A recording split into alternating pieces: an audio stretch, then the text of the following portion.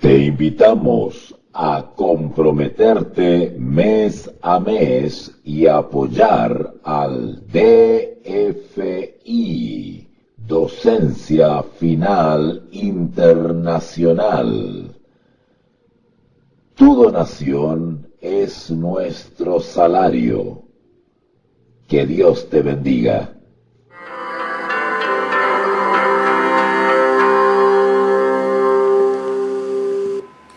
Hola, ¿qué tal, queridos amigos? Que tengan todos ustedes muy buenas tardes. Nuevamente en una sesión de comentarios y análisis correspondientes a esta serie que hemos comenzado ya hace algunas semanas atrás y que consiste en ir comentando, analizando, explicando, compartiendo junto a los oyentes la primera carta del apóstol Pablo a los Corintios. Ya hemos avanzado con el capítulo 1 completito y pueden encontrar esas sesiones en mi canal de YouTube, La Voz de un Perseguido.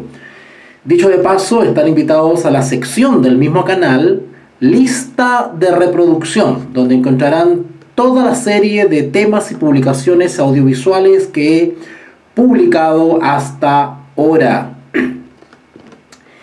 De igual manera, están invitados a la página web Docencia Final. Pueden encontrar el link de la página web en la referencia de cada video. Y también, por supuesto, visitar mi blog personal, vozpensanteblogspot.com.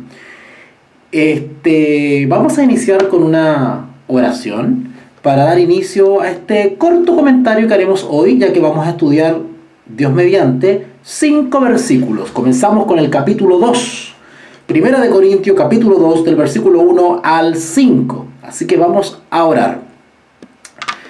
Bendito Dios y Padre, gracias nuevamente por esta oportunidad maravillosa que nos das para poder nuevamente imbuirnos en tu palabra.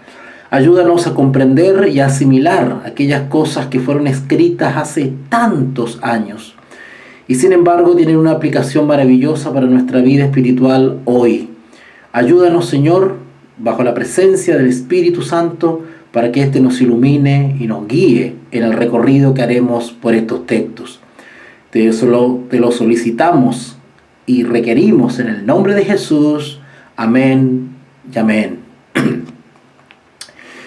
Bueno, iniciamos con 1 de Corintios capítulo 2, 1 de Corintios capítulo 2, versículo 1. Como siempre hago referencia al título. Dice, proclamando a Cristo crucificado. Algo de esto vimos en la clase anterior, cuando analizamos 1 de Corintios capítulo 1, del versículo 18 en adelante, cuando hablamos de que Cristo, poder y sabiduría de Dios. Y estuvimos hablando sobre la sabiduría sin Cristo y de la necedad de aquellos que no creen en la palabra de la cruz. Y aquellos que escogen otros caminos para alcanzar la verdad y la sabiduría. Bueno, hay algunos que pretenden que con la sola erudición o el conocimiento teórico o el dato, como podríamos decirlo, es suficiente, pero no es así. Hay un solo camino para alcanzar el verdadero conocimiento y la verdad. Y ese camino es Jesús. Sin embargo, el apóstol Pablo nos hacía referencia tanto a judíos como a griegos, como ellos tomaban otras vías para conocer la verdad. Y consideraban necios y locos incluso, y algo de eso hablamos respecto a los trastornos psíquicos, a aquellos que creemos en la palabra de la cruz, que hemos sido llamados como creyentes. Recuerden que también les dije que el que es llamado implica que el llamado obedece, entra en acción, porque cree y no confía ni en la retórica, ni en la oratoria, ni en la argumentación, ni en la racionalidad. No confía en su propia capacidad, sino que llega un punto más allá del cual la racionalidad debe dar reverente paso a la fe. Y Pablo ya había tenido algo de experiencia en esto. Recuerden cuando Pablo estuvo en Atenas, Pablo, con la cultura que tenía, con el bagaje filosófico que tenía, incluso poético, entra de igual a igual a discutir y argumentar con los griegos. Recuerden que estaban una de las escuelas más importantes de ese entonces en Grecia, que eran los epicúreos y los estoicos. Y Pablo comienza a entrar en un plano de igual a igual, argumentando y haciendo uso de su oratoria y su argumentación y toda la habilidad discursiva que Pablo tenía. Sin embargo, Pablo no fue muy exitoso en Atenas. Si bien muchos creyeron, no fue tan exitoso. Así que Pablo comienza también, igual que nosotros, por la experiencia, a madurar y a comprender el modo de operar y de transmitir el Evangelio. Y él nos señaló que su propósito era simplemente hablar de el misterio de la piedad, de la palabra de la cruz. Y esta tenía que ver con el sacrificio de Cristo, la crucifixión, los méritos de su muerte, como ofrenda, como libación, como sacrificio. Así que cuando llega a Corintio, recuerden que Pablo pasó por Corintio, conoció a los corintios personalmente, visitó las iglesias de Corintio, pero luego partió. Y esta carta a los corintios fue escrita 3 años después de que Pablo visitara Corintio. Porque recuerden que, como estudiamos en el primer capítulo, a él le llegaron informes de problemas que estaban acaeciendo en las iglesias de Corintio. Así que el capítulo 2 comienza en ese sentido a expresar lo siguiente. Primera de Corintios, capítulo 2, versículo 1. Así que, hermanos, esto de que así que, bueno, hace referencia a lo que viene diciendo anteriormente, en el capítulo 1. Así que, hermanos, cuando fui a vosotros para anunciaros el testimonio de Dios, qué hermoso, ¿eh? El testimonio de Dios, qué maravilloso. Algunas versiones bíblicas, en vez de decir aquí el testimonio, dice el misterio. ¡Qué tremendo! El misterio. Así que, hermanos, cuando fui a vosotros para anunciaros el misterio de Dios, o el testimonio de Dios, no fui con excelencia de palabras o de sabiduría. Esto es lo que le hacía referencia debido a la experiencia que ganó Pablo. Por eso que es importante que nosotros no seamos creyentes teóricos, sino que seamos creyentes de terreno, que seamos de aquellos que viajan, que salen, que visitan, que andan por la calle, que andan por los caminos, que andan de hogar en hogar, de ciudad en ciudad. Aun cuando tengamos que sufrir decepciones, humillaciones y pasar necesidades, uno gana experiencia.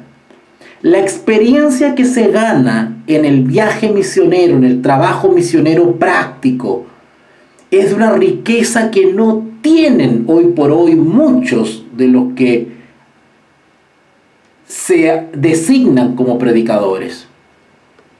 La experiencia práctica en el trabajo misionero es fundamental para el éxito del mensajero. Así que, hermanos, cuando fui a vosotros para anunciaros el testimonio de Dios o el misterio de Dios, no fui con excelencia de palabras o de sabiduría. ¿Se dan cuenta? Cambió la actitud o cambió la estrategia. Pablo no fue como había ido anteriormente frente a los griegos en Atenas, sino que ahora cambió la estrategia y dijo, bueno, ya no voy a ventilar, digamos, mis capacidades de oratoria, sino que voy a ser ahora sencillo, claro, llano, directo, y me voy a limitar, no a estar hermoseando el discurso o entrar de tú a tú con argumentos filosóficos, sino que ahora voy a ir sencillamente a hablar de Cristo y Cristo crucificado. Pues me propuse no saber entre vosotros cosa alguna, haciendo referencia a las ciencias o al conocimiento o simplemente a la cultura general. Noten, no estoy menospreciando la cultura general, la preparación académica, la ciencia, porque ciertamente Pablo hacía uso de eso, ciertamente. Pablo no era un ignorante del punto de vista cultural, ¿vale? Sino que Pablo ahora cambió la estrategia y dijo, ¿saben qué? No voy a adornar más mi discurso, voy a ser claro y directo y voy a hablar de Jesús y Jesús crucificado. Y hablaré de su persona, de su testimonio, de su vida, de sus acciones, de sus obras, de sus maravillas, de sus prodigios. Voy a hablar de Jesús, de la persona de Jesús. Y no voy a envolverme en argumentos y teoría y oratoria y retórica. No. Pues me propuse no saber entre vosotros cosa alguna, sino a Jesucristo. Y noten que dice Jesús Cristo. Nombra al Mesías con su nombre compuesto. Jesús, su nombre, ¿cierto? Su nombre terrenal. Y Cristo, el elegido, el Mesías. Jesús, el Cristo. Y a este crucificado. O sea, no pienso perder el tiempo, ni darme muchas vueltas, ni buscarle elementos humanos o externos para persuadirlos y convencerlos. No voy a perder el tiempo en eso. No me voy a distraer con cosas laterales. Voy a hablar de dos cosas, simplemente. A eso vengo yo. Voy a hablar de una persona, y esa persona es Jesús. Jesús de Nazaret como el Cristo, el Mesías, el Hijo de Dios. Pero algo más. Porque este Mesías, este Jesús, tiene un gran testimonio. Hizo muchas cosas, muchas maravillas. De hecho, mi compañero Juan dice que si se escribiesen todas las cosas que hizo Jesús, no cabrían libros en este mundo. Son tantas cosas de las que hay que hablar de Jesús que solamente me voy a remitir a hablar de una sola cosa de Jesús. Su sacrificio. Porque mediante ese sacrificio y gracias a ese sacrificio es que nosotros tenemos acceso a perdón de los pecados y a grandísimas promesas de vida eterna. Es crucial que si voy a hablar de algo, tiene que ser de Jesús y solamente su crucifixión. Pues me propuse no saber entre vosotros cosa alguna, sino a Jesucristo y a este crucificado. Y estuve entre vosotros con debilidad, mucho temor y temblor. ¿Qué quiere decir esto? El gran Pablo, el tremendo Pablo, este paladín llamado Pablo, ¿cómo él se puede expresar de esta manera? y estuve entre vosotros con debilidad, mucho temor y temblor. ¿Qué quiere decir esto? Que Pablo se presenta ya no como en Atenas, ¿no es cierto? Que Pablo se presenta teniendo las capacidades académicas, educativas, teológicas, de formación. Pablo se presenta en Atenas de tú a tú con los estoicos y los epicúreos. Pero ahora cambia la estrategia y frente a los corintios se presenta con debilidad, con mucho temor y temblor. ¿Qué quiere decir esto? Bueno, Pablo simplemente al decir debilidad y mucho temor y temblor, es que él va ahora con una actitud de humildad, de sencillez, donde se reconoce un ser humano con limitaciones.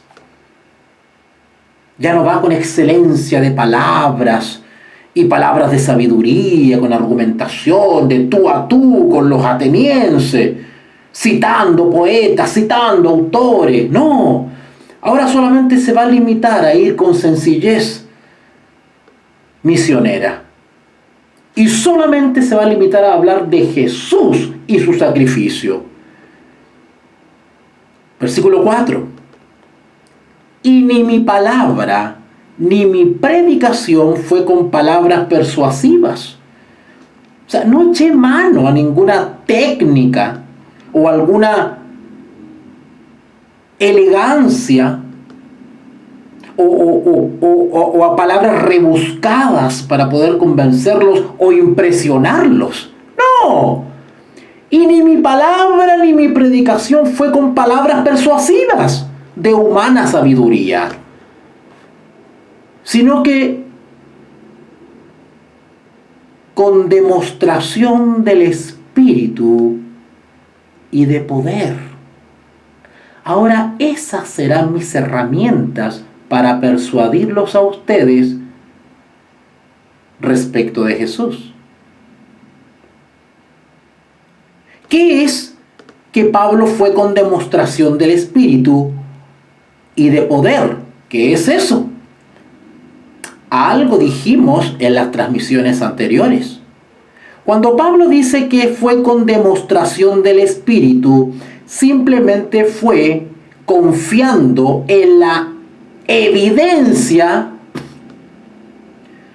indiscutida de la presencia del Espíritu Santo en él. No solamente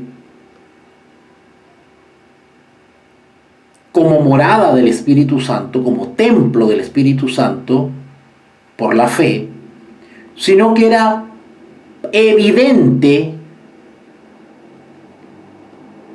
la presencia de los dones del Espíritu en Pablo. Noten otra vez el versículo 4. Y ni mi palabra ni mi predicación fue con palabras persuasivas de humana sabiduría, sino con demostración del Espíritu. Ya Pablo no iba a confiar en sus propias habilidades intelectuales y educativas, formativas, para el éxito de su predicación, sino que ahora iba a confiar plenamente en la presencia y dirección del Espíritu Santo que moraba en él, ya sea por la manifestación de dones espirituales, porque sin duda Pablo tenía varios dones espirituales, entre ellos el don de la ciencia. Pablo tenía el don de la enseñanza. Pablo era un maestro bíblico. Pablo enseñaba la Escritura, hacía comprender a las personas el mensaje de Dios. Pero ¿por qué también dice y de poder? Claro, esto de poder tiene dos dimensiones con las cuales se puede entender. Primero, Pablo era un conocido perseguidor de la iglesia. era un asesino, era un fanático religioso. Su fama lo precedía. ¿Recuerdan ustedes lo que pasó en Galacia, donde no lo querían recibir? Y tuve que contactarse con algunos dirigentes de la iglesia para poder persuadir a las congregaciones que lo recibiesen, porque, a ver, vamos a leerlo textual, porque es impresionante, para que entiendan ustedes por qué Pablo dice: yo ya no voy con palabras hermoseadas de humana sabiduría, no, ahora voy con demostración del Espíritu y con poder. ¿A qué se refiere con poder? En el libro de Gálatas, en el capítulo 1,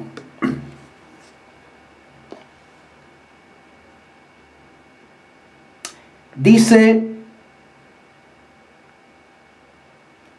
versículo 21, Gálatas 1, 21. Después fui a las regiones de Siria y de Cilicia, y no era conocido de vista las iglesias de Judea que eran en Cristo. Solamente oían decir: aquel que en otro tiempo nos perseguía, ahora predica la fe que en otro tiempo asolaba, y glorificaban a Dios en mí. Y si van más arribita, en el versículo 13, Gálatas 1:13, porque ya habéis oído acerca de mi conducta en otro tiempo en el judaísmo, que perseguía sobremanera la iglesia de Dios y la asolaba, etcétera, etcétera. El poder de Dios era evidente que había actuado en la vida de Pablo.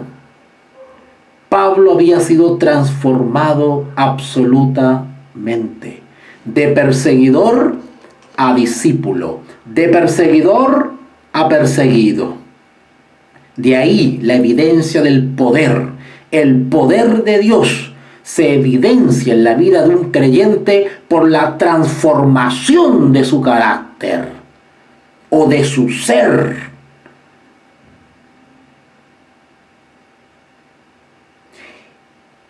Y la presencia de Dios en la vida del creyente se evidencia a través de los dones espirituales.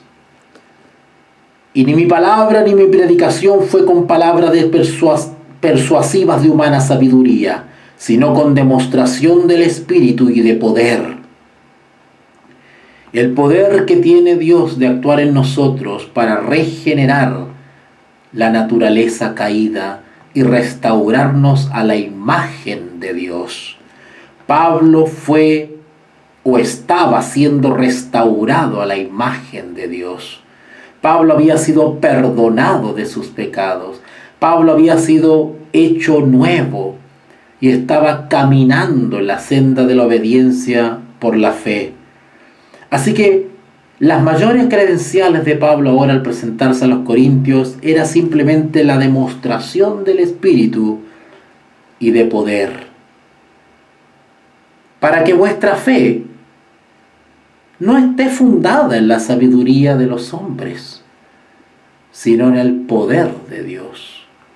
Lo que convencería a los corintios no sería el talento de Pablo, las capacidades de Pablo, sino que lo que convencería a los corintios sería el testimonio personal de una vida transformada.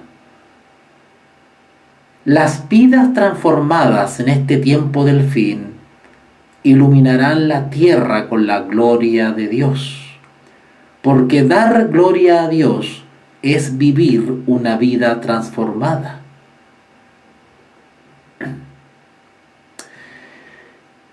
Bueno, hoy la transmisión y los comentarios han sido breves, ya que he decidido avanzar estos estudios título a título.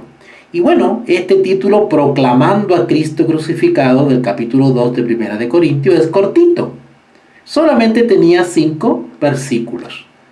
Pero es una especie de colita, ¿no es cierto? Una especie de ganchito, una especie de resabio, de remanente del capítulo anterior.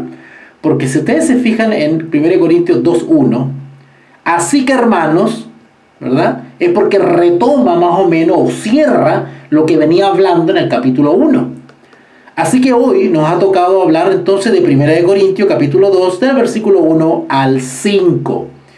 Espero mañana deleitarnos y deleitarme en el versículo 6 al 16. Así que mañana la clase va a ser más extensa.